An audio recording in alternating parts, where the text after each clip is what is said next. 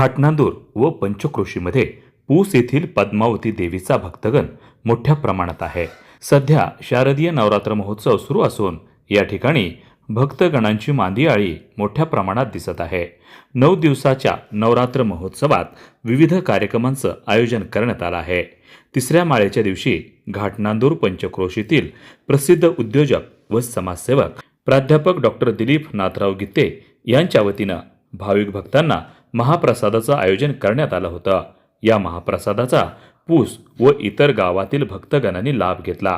गेल्या अनेक वर्षापासून प्राध्यापक डॉक्टर दिलीपराव गीते यांच्या वतीनं महाप्रसाद वाटप केला जातो। एक आत्मिक व मानसिक समाधान मिळतं असं दिलीप गीते यांनी सांगितलं।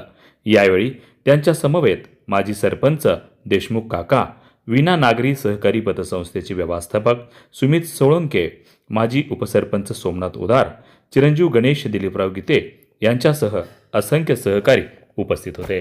वार्ता न्यूजकरिता परमेश्वर गीते, अंबाजोगाई, जिल्हा बीड।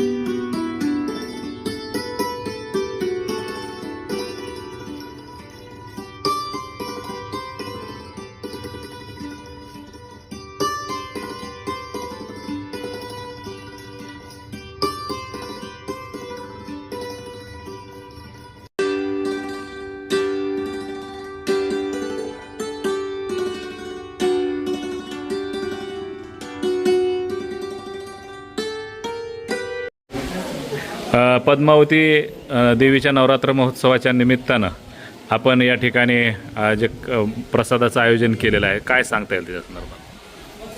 दरवर्षीप्रमाणे याही वर्षी आपण देवीचा महाप्रसादाचं आयोजन करतात। यामध्ये माजी सरपंच पांडुरंगाप्पा देशमुख असतील, पुन्हा शिवाभाऊ गोलप असतील, आमचे उपसरपंच सोमनाथ उदार असतील आणि शरद पवार असतील,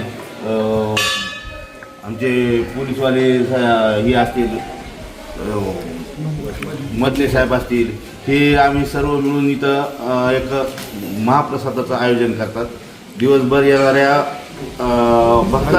भाविक भक्तांचं आम्ही महाप्रसाद देतात।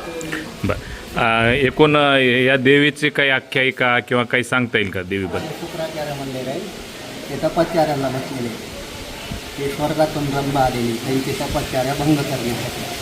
तपश्चर्या भंग काही झालेली नाही आहे, त्यामुळं त्याला पुढे अधिकार दिला आहे बसण्याचा।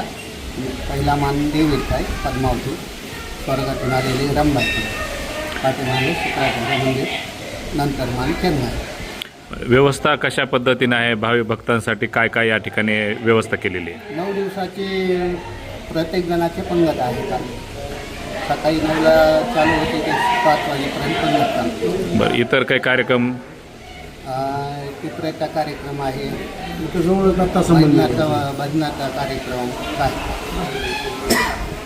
9 दिवस कार्यक्रम आहे, गायनाचा कार्यक्रम होतो। अच्छा।